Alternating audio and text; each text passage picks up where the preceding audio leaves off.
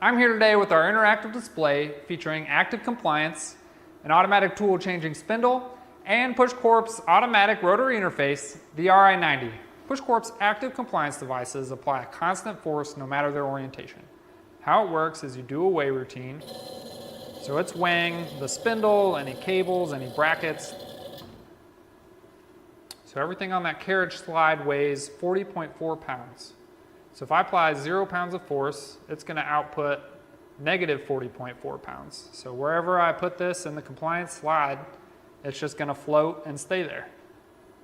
Now as I apply a force, so I put it to 3 pounds, it's internally metering that air for a resultant force of 3 pounds. Now as you're working across complex geometries or curves, and you change your orientation relative to gravity, it has internal sensors that's automatically measuring that and changing the air pressure on the fly to maintain a resultant force of that 3 pounds. PushCorp spindles with the STC designation allow for an automatic tool change. Simply supply 90 psi to the unclamp port and it releases the internal gripper. You can have a tool tree like this in your work cell, either multiple of the same media for long life, or if you're doing multiple processes, you can come over to the next media in your process, cut the 90 psi, it grips the tool holder, and you're off and running. When we have this disc mounted in the spindle, it uses axial compliance, which is the orientation the spindle's set up for now.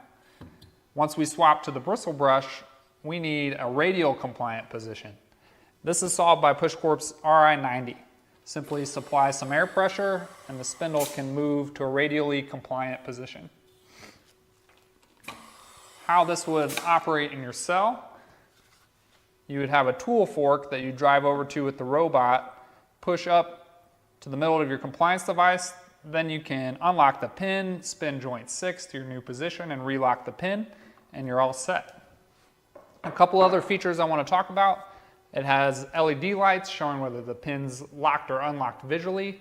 It also has digital outputs showing that lock-unlock position, as well as positional data that you can send to your robot or PLC.